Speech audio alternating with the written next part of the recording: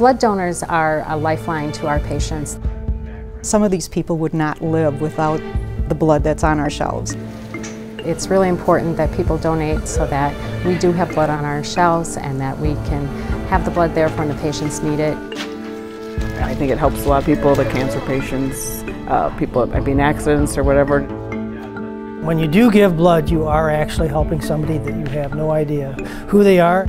I don't know directly who I might save or help or whatever, but I like to think that, you know, I've been part of that. They need the blood. They need that to live. That's why I'm here. If I can help someone to live a long life or be better and not to be in pain, call me. Mississippi Valley Regional Blood Center is a licensed biologics manufacturer of blood products. We support 81 hospitals, and we do that support through a partnership that involves volunteers, volunteer donors, our staff, our hospital partners. Setting up a blood drive is very simple. Just make sure there's space available there. Some of the corporations that I've had Mississippi Valley work with will bring in the mobile unit. So it's more or less just parking out in the parking lot there, getting the signs posted and getting people out there. It is very easy. It takes very little time to do it. The staff are great to work with. They come to my workplace, it's no out of the way time for me at all. It's just walk downstairs, give blood, and I'm ready. It's a simple process, it's not painful in that, so that got me to get more motivated to get people to sign up, and that's why we started doing 4 blood drives a year instead of just 2. I think it's important. I think it's good for the community, and I know there's a lot of people here that give blood.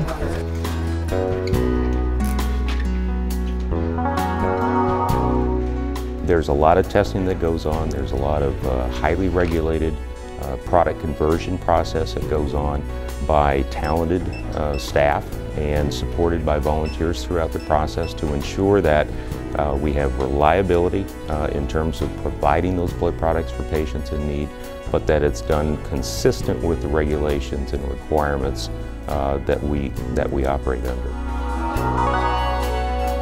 The maximum amount of products we can get from one whole blood donation is we can get a red cell, we can get a platelet, we can get a plasma product, and we can also get a cryo from that unit. There is a first spin on the unit, which is taking the plasma off of the red cell, and then we do a second spin on those, and then the cryo is expressed off of this unit. When you consider that out of a single donation, you could have the red cells go to one patient, the plasma help another patient, so that individual donor's act that one day can help multiple patients. I have had some family members myself that have received our blood products, so we just keep in the back of our mind that, you know, potentially this go to our own family members. Each unit of blood goes through an extensive battery of tests. We test for infectious diseases, which is transmitted through blood transfusions, blood contact. You want to know that if it is your father, your mother, your grandmother, your child receiving that blood product, that you would want it to be safe, so you ensure its safety no matter who the recipient is. We're able to order stat blood, and we know that as soon as we order that it's going to be out the door in 15 minutes. We never close here, so we're 24/7. There's always someone here in distribution. There's a need of blood, there's always someone here to take it. The timeliness of deliveries, the communication back and forth so that we get what we need when we need it. Mississippi Valley's just been great. Just knowing that what I do every day is it's saving lives. You know, every day we're saving lives. None of this works without the donor stepping forward. None of it can happen. None of the lives can be saved without the donors first getting into the bed, rolling up the sleeve, and saving lives. If we don't have any blood to give to our patients, we can't serve our patients and save them at times.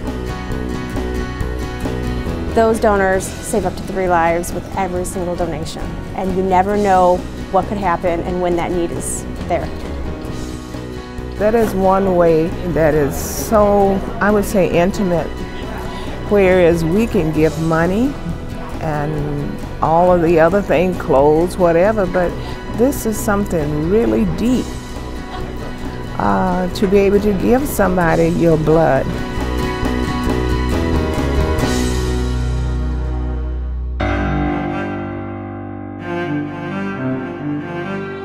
I went to the hospital about 3:30 Wednesday, December 14th in the morning, preparing for a regular delivery. She woke up with pains in her left side, so we thought maybe it was the time. So we went to the hospital. They induced me, broke my water, tried to go through the pushing. She pushed for about 2.5 hours, and all of a sudden baby turned and he was stuck. So our only other option was a C-section. When I went in for a C-section is when everything went downhill.